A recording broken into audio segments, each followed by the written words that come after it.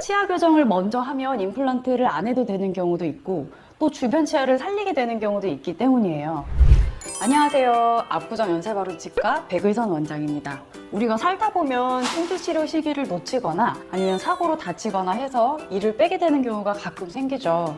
이가 빠졌으니까 당연히 이를 해 넣어야겠네 라고 생각할 수 있지만 그 전에 꼭 해야 할 것이 있습니다. 바로 교정 상담을 먼저 받아보셔야 돼요. 치아 교정을 먼저 하면 임플란트를 안 해도 되는 경우도 있고 또 주변 치아를 살리게 되는 경우도 있기 때문이에요. 임플란트가 있으면 치아 교정을 하기가 힘든데 그 원리부터 한번 살펴볼게요. 치아 교정은 한마디로 뼛속에서 치아를 움직이는 과정입니다. 치아 뿌리가 한 방향으로 힘을 받으면 진행 방향 쪽의 뼈는 녹이고 또 그 반대쪽에는 뼈가 생기면서 치아가 한쪽으로 쭉 움직이게 돼요.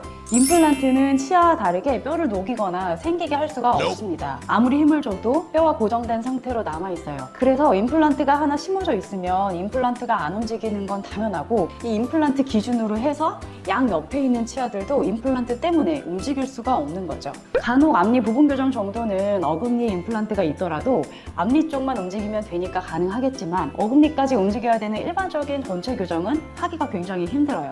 그래서 임플란트가 필요한 상황인데 왠지 치아도 좀 삐뚤삐뚤하고 돌출도 좀 있고 해서 교정도 언젠간 좀 필요할 것 같다 하시면 교정치과에서 먼저 교정 진단을 받아보시는 게 좋습니다. 이때 가장 좋은 시나리오는 뭐냐면 돌출이 있거나 치아가 많이 삐뚤해서 이 작은 어금니 발치가 필요한 상황인데요. 때는 이가 없는 공간을 작은 어금니 발치하는 셈 치고 그 공간을 이용하면 되기 때문에 발치를 추가적으로 안 해도 되고 임플란트도 안 해도 되니까 환자분께 너무 좋죠. 반대로 또 어떤 경우가 있냐면 작은 어금니가 없어서 일단 임플란트를 먼저 심으셨어요. 심고 나중에 돌출입 교정을 하러 온 분이 계셨는데 돌출입 교정을 하려면 작은 어금니를 빼야 되는 상황이었거든요. 그래서 어쩔 수 없이 심은 지 몇 년 안 된 임플란트를 빼고 교정을 하고 계신 분도 있어요. 임플란트 심을 때 들어간 비용과 그때 했던 고생을 생각하면 정말 안타까운 상황인 거죠. 교정을 먼저 했으면 임플란트를 안 심어도 됐을 테니까요. 두 번째로는 부분 교정을 해서 임플란트 주변 치아들을 살리고 주변 치아 보철 비용을 아끼는 경우인데요. 임플란트를 하나 심으러 갔더니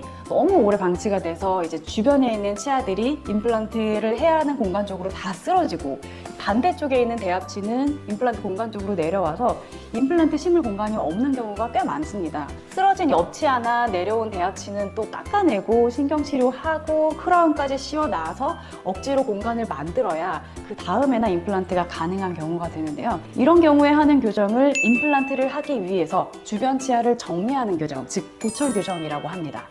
오랫동안 방치된 공간으로 내려온 대합치를 교정으로 다시 올려주고 쓰러져 있는 주변 치아들을 다시 이렇게 똑바로 세워주는 교정인데 보철 교정은 임플란트가 들어갈 치아 주변만 하면 되기 때문에 앞에서는 안 보이게 어금니 쪽에만 부분적으로 장치를 붙여도 되는 경우가 많아요. 보철 교정을 하면 괜히 멀쩡한 주변 치아를 건드릴 필요도 없고 임플란트도 원래 치아의 그 모양과 사이즈 그대로 잘 예쁘게 해서 넣을 수가 있습니다. 오늘은 임플란트 전에 교정 상담을 꼭 먼저 받아야 되는 이유에 대해서 알려드렸는데요. 도움이 되셨으면 좋겠어요. 다음에 제가 또 좋은 내용으로 다시 한번 찾아오겠습니다.